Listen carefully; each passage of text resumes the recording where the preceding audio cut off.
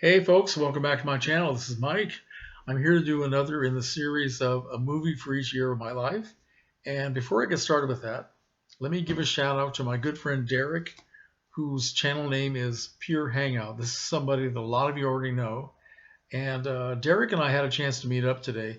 We live in the same town, and I told him I had a couple of boxes of DVDs and a few Blu-rays that I was going to give away to Goodwill. So we met at one of our local Goodwill outlets, and I told him he could have first choice, take anything that he wanted. So he ended up taking 23 titles, which I'm very happy that he found some things that he liked. These were some things I had upgraded to Blu-ray from Criterion or Kino, a couple of things I had duplicate copies of, and there were a few things that I watched once and I knew I'd never want to watch again. So anyway, take a look at Derek's channel. He's one of the best YouTubers we have that is fairly new, and he has a great speaking voice. He is an expert editor, and he also recently has been showing videos where he's redoing his video room space, the movie room, and a very entertaining guy. He's the only YouTuber that I know of who makes a video every single day. Every day. I'm lucky if I can get in front of this stupid webcam twice a month. He's doing this every day. But Derek is a great guy, so please check him out. I'll put a link to his channel below. Speaking of expert editors and speakers, I want to give a shout out to my good friend Rob of Rob's movie collection, who is also playing along with me in this series of a movie for each year of our lives. In fact, he's the guy who got me back into it again after I hadn't been doing it for quite a while. Rob posted his video a couple of days ago for his film of the year 1973, and it's a fantastic film choice. I won't tell you what it is. Well, if I post the link below, it'll probably come out so you'll see what it is. But very entertaining. He's very funny, very droll when he talks about a film, and his editing is just absolutely fantastic. So his videos are always entertaining, always informative, and he's another YouTuber that you should check out. So I will put a link below to his channel. Now, let me get to the movie. Sorry. For the year 1970, the year that I turned 19. Wow, that was a long time ago. This movie is directed by John Frankenheimer. It's called I Walk the Line. Not Walk the Line with Reese and Joaquin. This is I Walk the Line. And it stars Gregory Peck, Tuesday Weld, Estelle Parsons, Ralph Meeker, Lonnie Chapman, and Charles Durning, a very young Charles Durning. And this is classified as a neo-noir.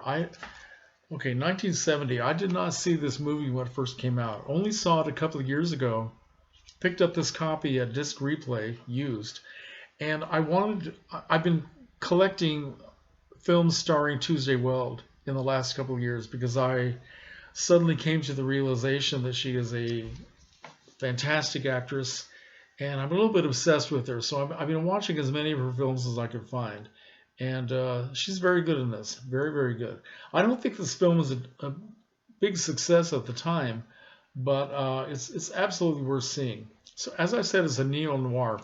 Now, Gregory Peck plays a small-town sheriff in Gainesboro, Tennessee, which is where it was filmed. Partly filmed on location in Gainesboro, Tennessee, at a local reservoir, the Center Hill Lake and Dam, and then some outdoor shots in California.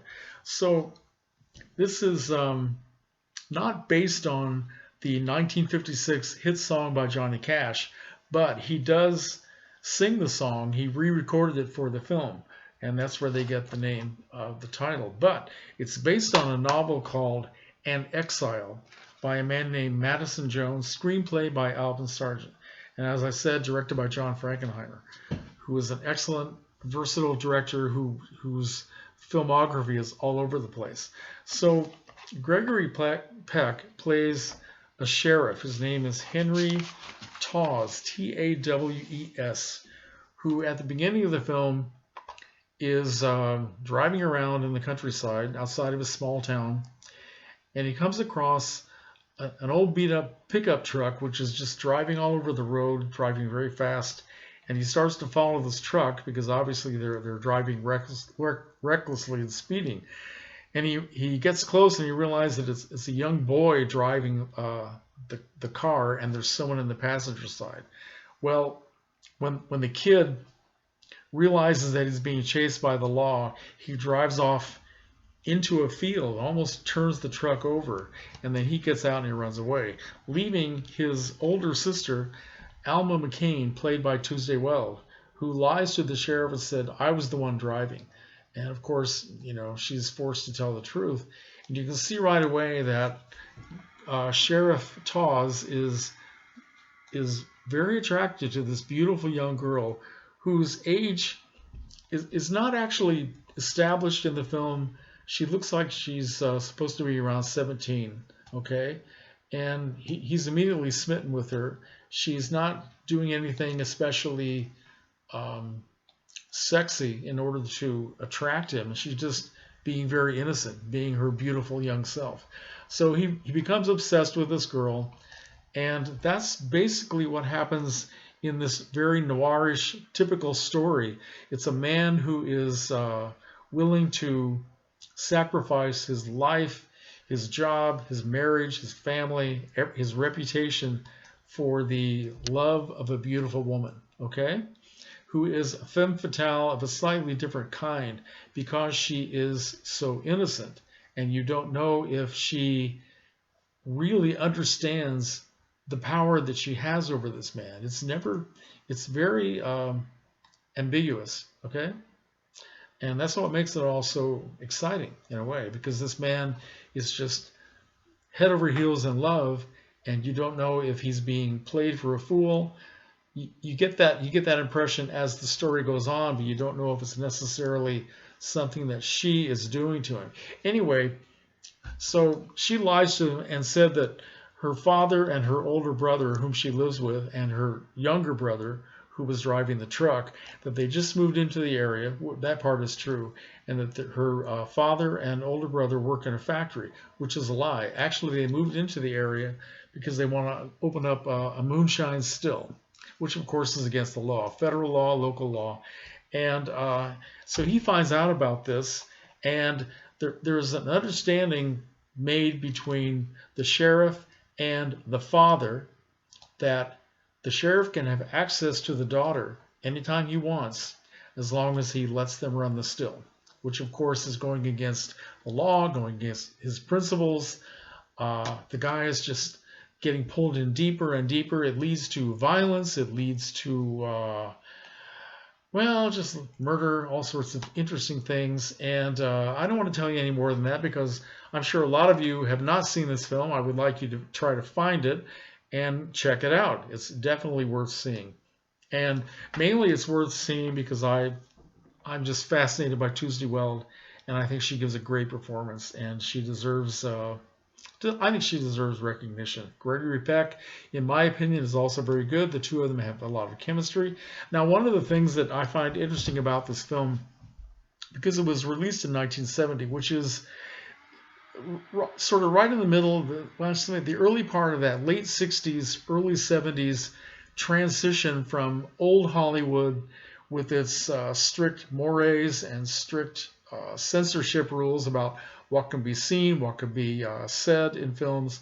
And there were a lot of films that were showing more graphic sexuality. A lot of women were taking their tops off, showing their breasts, and none of that happens here. The sexuality here is very understated. It's more suggested than it is graphic, and there's no nudity. You only see, I'm not even sure if it's Tuesday Weld or if it's a double, but you see the two of them lying together, and her back is naked, just from the waist up, and that's all you see of her.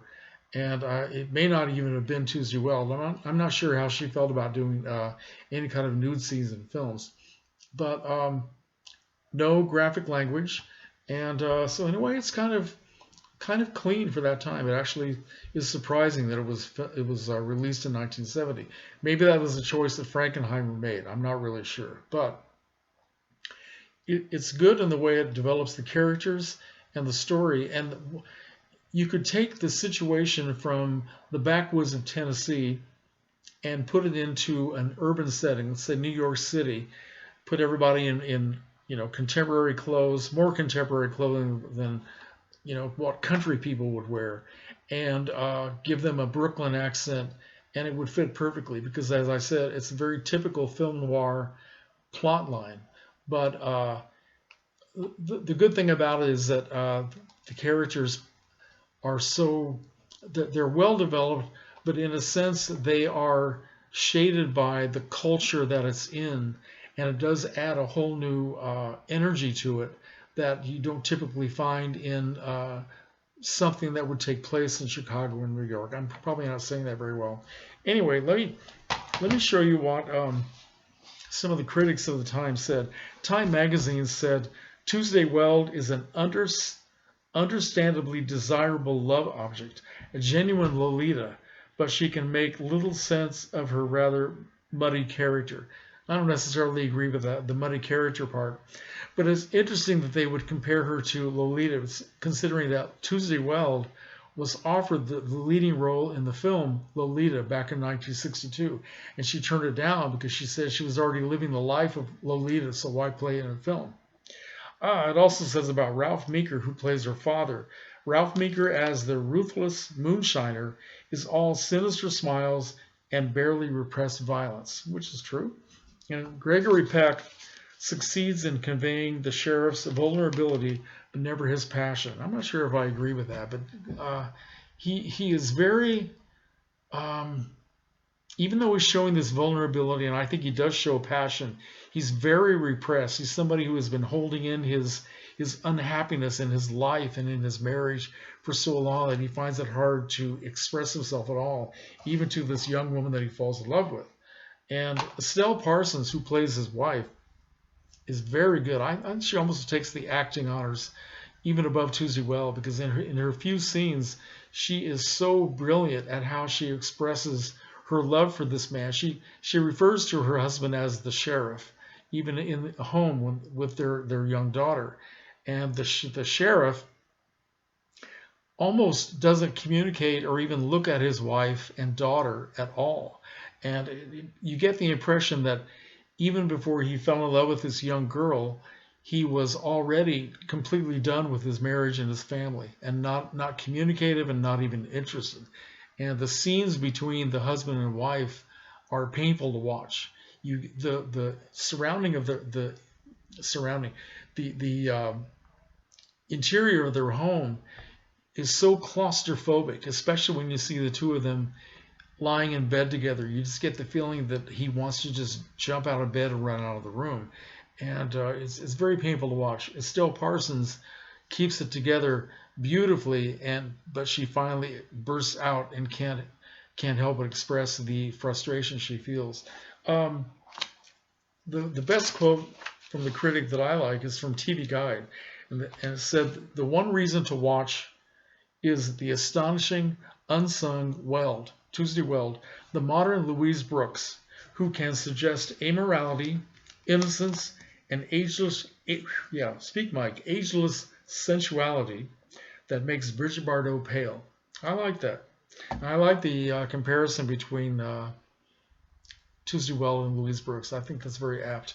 And finally, about Johnny Cash, he recorded several songs for the film and ended up with a soundtrack album. He re-recorded "I Walk the Line," as I said earlier, and another song that he wrote for the film, "Flesh and Blood," or he sang for the film, became a #1 country hit in 1971. So I guess that's all I want to say about my film for 1970, "I Walk the Line." I looked up online to see if I could find a Blu-ray edition of this, and all I could find is this release from Sony Pictures. The film was made at Columbia, and it's a bare bones release. Doesn't even have a chapter selection. So I don't know if there's anybody out there who is interested in upgrading this to Blu-ray, but I would like to see that happen eventually. But this may be the only one you could find. So I will put down a trailer for Walk the Line below so you can check it out. Thank you for watching. Let me know if you've seen this. Comments are welcome. Check out Derek, check out Rob, and the trailer for I Walk the Line. Thanks a lot, folks.